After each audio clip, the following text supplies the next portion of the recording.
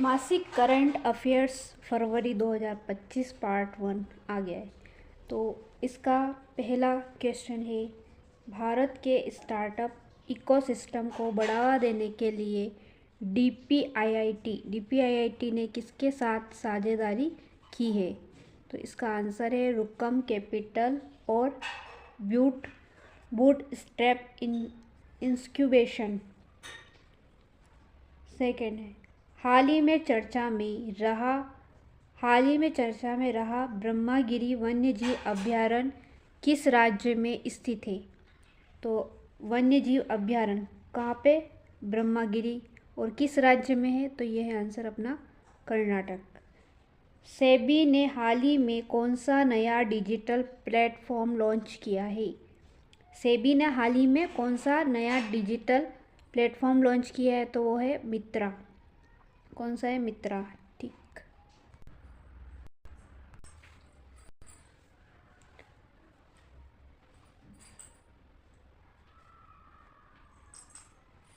हाल ही में किस भारतीय आईसीसी चैंपियन ट्रॉफी 2025 के लिए इवेंट एम्बेसडर के रूप में नियुक्त किया गया? हाल ही में किस भारतीय आईसीसी चैंपियन ट्रॉफी 2025 के लिए इवेंट एम्बेसडर के रूप में नियुक्त किया? शिखर धवन को। कॉन्स्टेंटाइन टेसोलस ने हाल ही में किस देश का नया राष्ट्रपति चुना गया? कॉन्स्टेंटाइन टेसोलस को हाल ही में किस देश का नया राष्ट्रपति चुना गया? वो है ग्रीस में। हाल ही में किस देश में भारत के नए वाणिज्य दूतावास का उद्घाटन किया? तो वो है फ्रांस। हाल ही में फॉयसागर झील का नाम बदल दिया गया। यह झील किस राज्य में है? राजस्थान में। महिला क्रिकेटर सोहेली अख्तर को भ्रष्टाचार के लिए आईसीसी ने बैन कर दिया गया।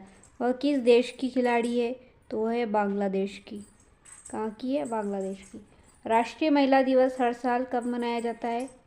13 फरवरी। और अंतर्राष्ट्रीय पूछे तो 8 मार्च, जो अब आने वाला है। नोकिया ने किसे अपने सीईओ के रूप में चुना गया? Justin Horton. नोकिया ने किसे अपने नए सीईओ के रूप में चुना गया? Justin Horton. कौशल विकास और उद्यमिता मंत्रालय एमएसडीई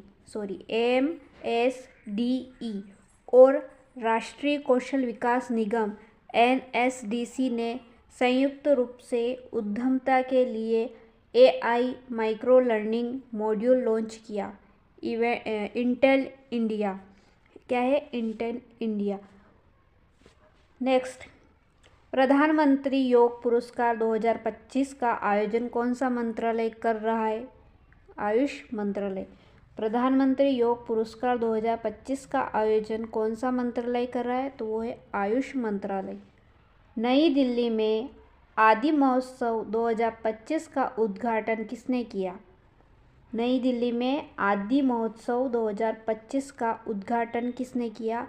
तो वो है अपने राष्ट्रपति मुर्मू ने। विश्व के नंबर 1 टेनिस खिलाड़ी जानिक सिनर को WADA ने कितने महीनों के लिए निलंबित किया गया? विश्व के नंबर 1 टेनिस खिलाड़ी जानिक सिनर को WADA ने कितने महीनों के लिए निलंबित कर दिया? तो वो है 3 महीने के लिए उन्हें निलंबित कर दिया। भारत के किस देश के साथ संयुक्त सैन्य अभ्यास धर्म गार्जियन का 6ठा संस्करण आयोजित कर रहा है? भारत किस देश के साथ संयुक्त सैन्य अभ्यास धर्म गार्जियन का 6ठा संस्करण आयोजित कर रहा है? तो वो है अपने जापान में। आईसीसी चैंपियंस ट्रॉफी 2025 के लिए कितनी पुरस्कार राशि घोषणा की है? अभी जो आईसीसी चैंपियंस ट्रॉफी है 2025 की जो विजेता बनेगी वो कितनी राशि उनको पुरस्कार में मिलेगी? तो वो है 2.24 मिलियन USD, 2.24 मिलियन USD। अगला, कर्तिनिया घाट वन्यजीव अभयारण्य। कौन सा घाट? कर्तिनिया घाट वन्यजीव अभयारण्य, जो हाल ही में चर्चा में था, वो किस राज्य में स्थित है? कर्तिनिया घाट वन्यजीव अभ्यारण्य जो हाल ही में चर्चा में था वो किस राज्य का है? तो वो है उत्तर प्रदेश का। कहाँ पे? अपने उत्तर प्रदेश का। हाल ही में MSME के लिए mutual fund mutual credit card योजना शुरू की गई और स्वामी फंड का विस्तार किया गया। हाल ही में MSME के लिए म्यूचुअल क्रेडिट कार्ड योजना शुरू की गई और स्वामी फंड का विस्तार किया गया। तो वो है वित्त मंत्री सीतारमण। वित्त मंत्री कौन? सीतारमण। ठीक है। भारत के 26वें मुख्य चुनाव आयुक्त के रूप में किसे नियुक्त किया गया? ज्ञानेश कुमार को। किसको? ज्ञानेश। भारत के 26वें मुख्य चुनाव आयुक्त के रूप में किसे नियुक्त किया गया? ज्ञानेश कुमार को। खान मंत्रालय के मुख्य लेखा नियंत्रक CCA कार्यालय द्वारा हाल ही में आयोजित वर्कशॉप का मुख्य उद्देश्य क्या था? खान मंत्रालय के मुख्य लेखा नियंत्रक CCA कार्यालय द्वारा हाल ही में आयोजित वर्कशॉप का मुख्य उद्देश्य क्या था? तो वो था ई-बिल की कार्यक्षमता और लाभों की जानकारी देना। ठीक। भारत सरकार द्वारा लॉन्च की गई AI फॉर एंटरप्रेन्योरशिप के पहल के तहत कितने लाख युवाओं को प्रशिक्षित करने का लक्ष्य है? भारत सरकार द्वारा लॉन्च की गई AI फॉर एंटरप्रेन्योरशिप पहल के तहत कितने लाखों युवाओं को प्रशिक्षित करने का निर्णय लिया है? वो है 1 लाख। कितने? 1 लाख। हाल ही में किस देश में तमिल कवि और दार्शनिक तिरुवल्लुर की प्रतिमा का अनावरण किया गया? हाल ही में किस देश में तमिल कवि और दार्शनिक तिरुवल्लुर की प्रतिमा का अनावरण किया? तो वो है फिलीपींस। हाल ही में UK में मानद नाइटहुड की उपाधि से किसे सम्मानित किया गया? N चंद्रशेखरन। हाल ही में UK में मानद नाइटहुड की उपाधि से N चंद्रशेखरन को सम्मानित किया गया। 5वीं बहुपक्षीय नौसेना अभ्यास कोमोडो का आयोजन कहाँ किया जा रहा है? तो वो है इंडोनेशिया। 5वीं बहुपक्षीय नौसेना अभ्यास कोमोडो का आयोजन इंडोनेशिया में किया जा रहा है। किस केंद्रीय मंत्री ने 1 दिवसीय सम्मेलन अपशिष्ट पुनर्चक्रण और जलवायु परिवर्तन 2025 का उद्घाटन किया? तो वो है भूपेंद्र यादव। केंद्रीय मंत्री ने 1 दिवसीय सम्मेलन अपशिष्ट पुनर्चक्रण और जलवायु परिवर्तन 2025 का उद्घाटन किया।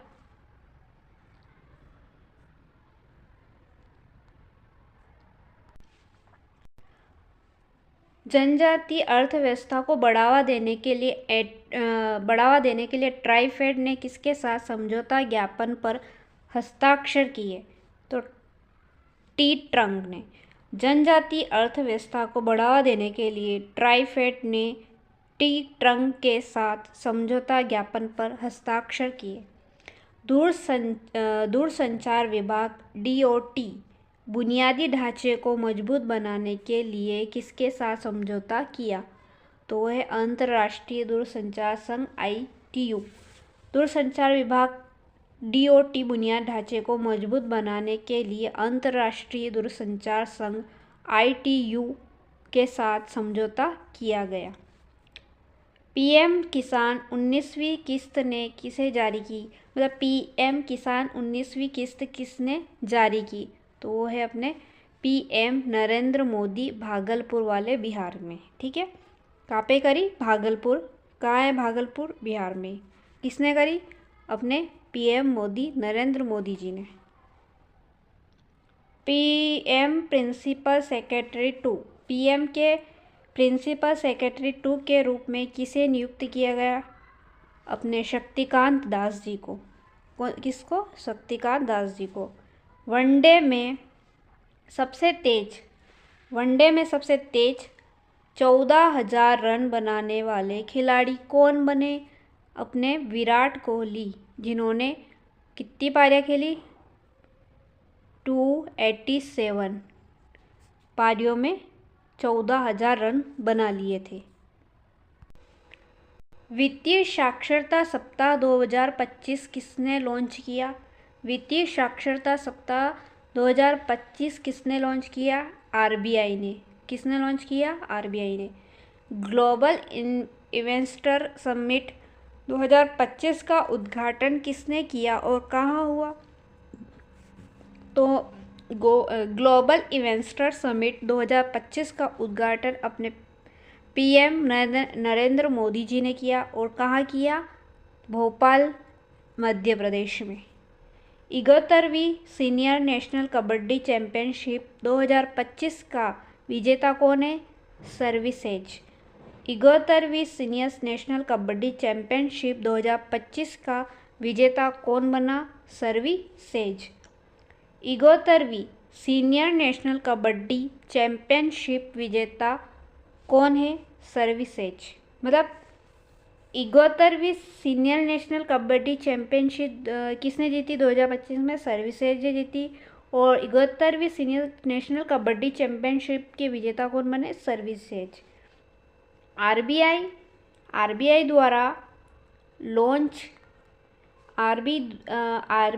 द्वारा लॉन्च वित्तीय साक्षरता सप्ताह 2025 का थीम क्या है? अभी जो आरबीआई द्वारा लॉन्च की गई वो उसकी साक्षरता सप्ताह 2025 की थीम क्या है?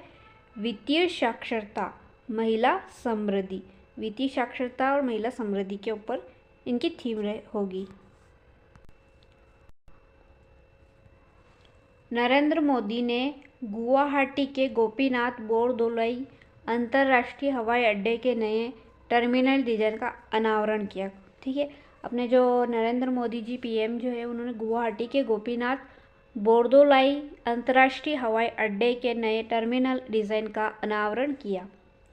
जयपुर 3 से 5 मार्च।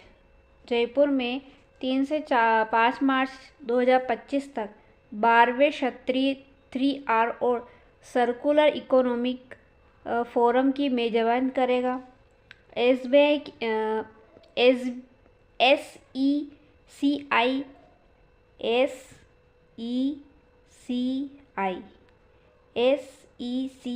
ने मध्य प्रदेश सरकार के साथ 200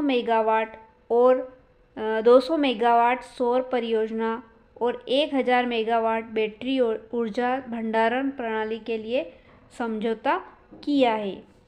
केंद्रीय मंत्री डॉक्टर मनसुख मंडाविया ने नई दिल्ली में पहली 2 दिवसीय सामाजिक न्याय क्षेत्रीय वार्ता का उद्घाटन किया। अंतर्राष्ट्रीय श्रम संगठन ILO के महानिदेशक गिलबर्ट F. होंगबो ने सामाजिक न्याय क्षेत्रीय वार्ता में भाग लिया। एक्सरसाइज सागर कवच 21-22 फरवरी 2025 को पश्चिम बंगाल के 158 किलोमीटर लंबे तट पर आयोजित की गई। हाल ही में चर्चा में रही इडुक्की वन्यजीव अभयारण्य किस राज्य में स्थित है? केरल में। इडुक्की वन्यजीव अभयारण्य किस राज्य में है? केरल में। सांख्यिकी और कार्यक्रम कार्यान्वयन मंत्रालय के अनुसार चालू वित्त वर्ष 2024-25 की अक्टूबर से दिसंबर तिमाही के दौरान भारतीय अर्थव्यवस्था वास्तविक रूप से कितनी बढ़ी है? 6.2% बढ़ी है। हाल ही में चर्चा में रहा प्राणी मित्र राष्ट्रीय पुरस्कार किस क्षेत्र में उत्कृष्ट योगदान के लिए दिया जाता है? तो वह है पशु कल्याण। राष्ट्रीय विज्ञान दिवस प्रतिवर्ष कब मनाया जाता है? 28 फरवरी को। राष्ट्रीय विज्ञान दिवस 2025 का थीम क्या है? तो विकसित भारत के लिए विज्ञान और नवाचार में वैश्विक नेतृत्व के लिए भारतीय युवाओं को शिक्षित बनाना, ये थीम है। सेबी के नए अध्यक्ष के रूप में किसे नियुक्त किया? तुहिन कांता पांडे। हाल ही में वन नेशनल वर्ल्ड पोर्ट पहल का उद्घाटन किसने किया? सर्बानंद सोनोवाल ने। हाल ही में केंद्र सरकार द्वारा लॉन्च किया गया आधार गवर्नेंस पोर्टल का मुख्य उद्देश्य क्या है? आधार प्रमाणीकरण अनुरोधों की अनुमोदन प्रक्रिया को सुव्यवस्थित करना। ये क्लास अच्छी लगी हो तो जीके विथ योगी चैनल को सब्सक्राइब करें और वीडियो को लाइक करें।